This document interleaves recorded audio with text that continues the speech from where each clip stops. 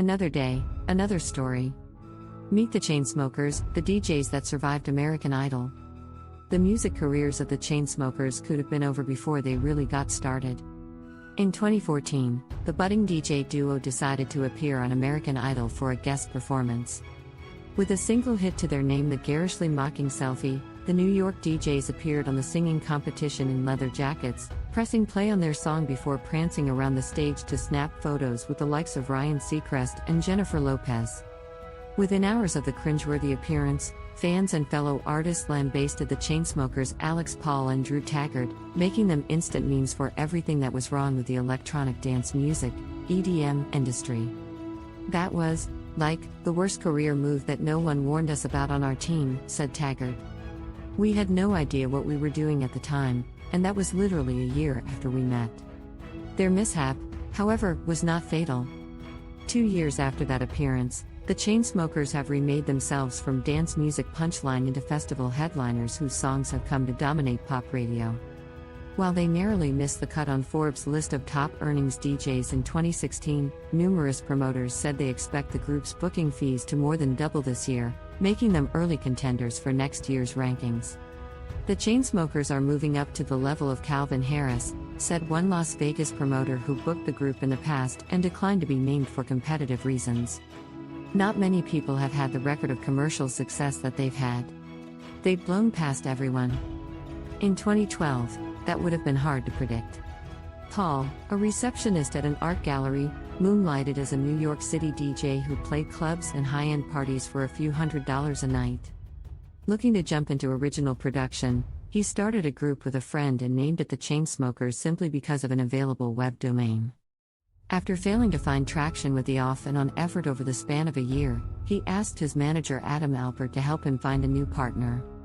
Alpert, who ran a DJ management company, discovered Taggart, a former intern at Interscope who was living at his parents' home in Maine at the time, making music from his bedroom.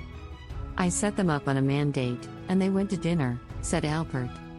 Within a few weeks, Drew moved to New York, and the two of them locked themselves in Alex's tiny apartment and started making music.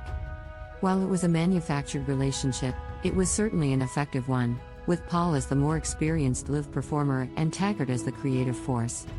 By 2013, they started remixing indie tracks, including some from Sigur Rós frontman Jonesy and French band Phoenix, building up a reputation on blogs and music aggregator, Hype Machine.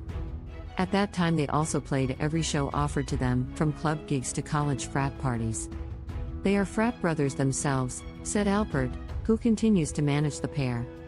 They were broing out with the brothers, and they made relationships with kids on personal levels that last until this day.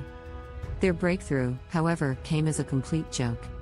Meant to mock Instagram culture, Selfie was released as a free track to promote an upcoming show in Miami, but quickly went viral for its obnoxious, LMFAO-style beats and over-the-top music video. At the time it was really exciting because it was the first original song that we released, said Pall, who is now 31. We were just psyched that this joke that we had made, everyone was enjoying it. But inevitably a song like that gets played out. With Selfie in hand, the Chainsmokers had no shortage of label offers and eventually signed a deal with Republic Records. Republic, which worked with EDM acts like Tiesto and Martin Garrix, would eventually release 2 more Chainsmokers songs, though the relationship quickly deteriorated between the artists and the organization, according to Alpert. As Pall and Taggart continued to produce new songs to distance themselves from their initial hit, Republic hesitated to release the music and at one point rejected a collection of 10 tracks from the duo. It became apparent that Republic didn't have any interest in anything other than Selfie, said Alpert. Among those 10 songs was Roses, a track co-written with Elizabeth Menzel, a Philadelphia-based singer who performs under the name Roses. After connecting with the Chainsmokers on Twitter and sending demos back and forth via SoundCloud, Menzel traveled to New York to meet the pair in person and provide vocals. Drew had a basic beat that they had been working on that day, said Menzel. We composed the track and it took us all of 4 hours. I recorded it in Drew's apartment on his couch. Roses became the first track that the group would release on their new label Disruptor Records. After negotiating a buyout from their previous contract with Republic, Pall and Taggart signed for the Sony Music imprint, which happened to be run by Alpert, and focused on releasing as much music as possible. Their live shows and reputations thrived off that new material as Roses took off to peak at No. 6 on the US Billboard charts.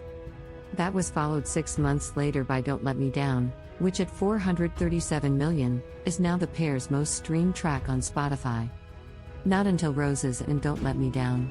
Do I really feel like there's something that we do that no one else does, said Taggart, 26. It's crazy. You don't make a song and say, wow, this is going to be one of those disruptive songs that comes out and becomes a hit and everyone else starts making tracks like that. While they have yet to release a full album and may never need to, the Chainsmokers are perfectly positioned to become EDM's next mega earners. With under $14 million in earnings in the 12 months since June 1, 2015, they could easily double their income in the next year and find themselves among the genre's highest paid acts. Alpert, however, doesn't want to tie the group's fate too much to dance music. With plenty of uncertainty over EDM's long-term viability, he said the duo will be focused less on dance music festivals as they look to make the full transition into pop acts. The duo are experimenting with incorporating live instruments and singing into their future performance, while Taggart recently made his lead vocals debut on Closer, a duet with songstress Halsey. Despite that new mainstream focus, Pall and Taggart have already ruled out some promotional gigs after their early career disaster. "Don't do American Idol," said Pall, laughing.